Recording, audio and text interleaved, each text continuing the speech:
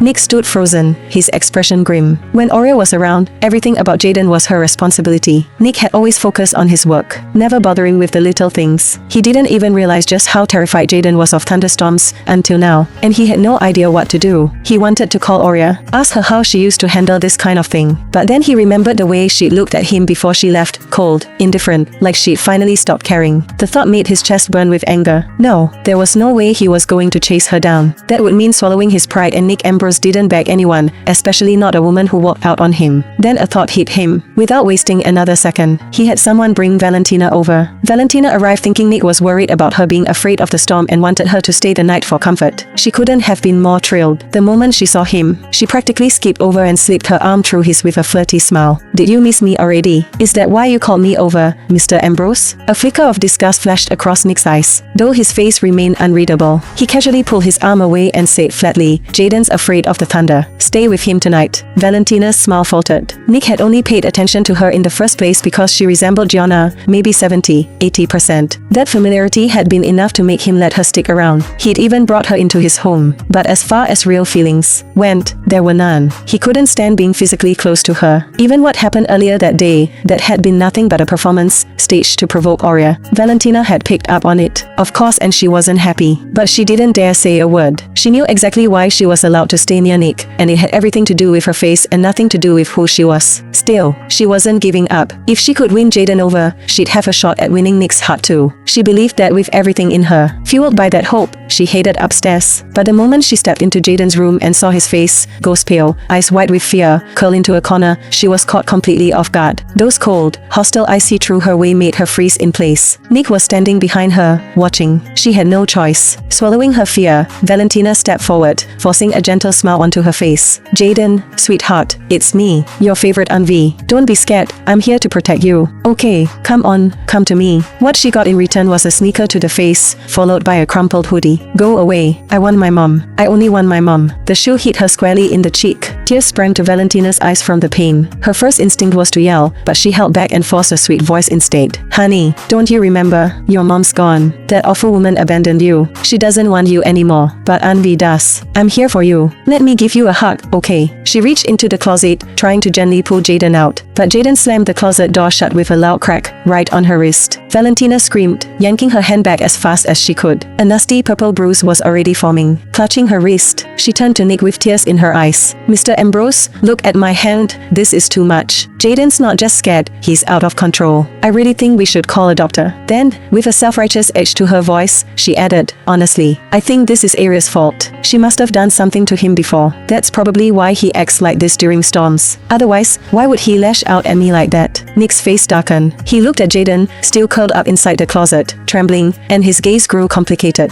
Eventually, he relented and made the call. The doctor arrived not long after, and with some effort, they were able to calm Jaden down. After examining him, the doctor explained the situation. Jaden had suffered some kind of trauma when he was younger, something serious enough to leave a lasting mark. Every time there was a thunderstorm, it triggered those buried fears. He'd go into panic mode, and in that state, he'd attack anyone who came near. It didn't matter who they were, not even the mother he kept crying out for. Nick sat in silence, a heavy ache settling in his chest. For the first time, he realized just how much he didn't know about his own son, and how much Aurea had been shielding both of them from. Nick suddenly remembered, right after Gianna died, he'd been so consumed by grief that he completely neglected Jaden. During a thunderstorm not long after the funeral, Jaden had gotten so terrified he came down with a fever that lasted for nearly a month. Nick had called every top doctor he could find, but nothing helped. It wasn't until the third day after he married Aurea and she moved into the house that Jaden finally started to get better. From that point on, Nick had handed Jaden over to Aurea completely, and she had handled it all so well. With her around, Nick had never once heard Jaden complain of discomfort or injury. Now, thinking back, he realized he had no idea how Aurea managed whenever Jaden had one of his episodes and lashed out. In all their years of marriage, she had never once complained to him. Then again, she didn't need to. Even if she never said a word, the signs were always there. Every time they were intimate, he'd shut off the lights so he didn't have to see her face, but he couldn't avoid feeling the scars on her skin. Some felt old, some still fresh. Whenever he got too rough, she'd cry out in pain. But he'd never asked, never cared enough to find out how she got hurt. Now, it hit him. Most of those injuries were probably from Jaden. A flash of guilt flickered in in Nick's eyes. After making sure Jaden had calmed down and wouldn't relapse, he turned and left the room. Valentina quickly followed him, calling out, "Mr. Ambrose, are you heading to bed? I'm getting tired too, but there's no room for me in the house and I..." Nick stopped walking and glanced at her. "Didn't I tell you to take care of Jaden? Sleep in his room. I'll have someone prepare a guest room for you tomorrow, and have breakfast ready before 6. I leave for the office at 6 sharp." Without waiting for a response, he turned and walked off. Valentina stood there, fuming but helpless. She bit her tongue and forced herself to swallow her frustration. Aurea was gone now, and out of all the women around Nick, she looked the most like his late beloved. Time was on her side. She was confident she'd win his heart eventually. The next morning, Valentina got up early and made Nick a lavish breakfast. The table was covered with colorful, mouth-watering dishes. But instead of being impressed, Nick frowned. He looked up at her, clearly unimpressed. "You didn't know I'm vegetarian?" After Gianna's death,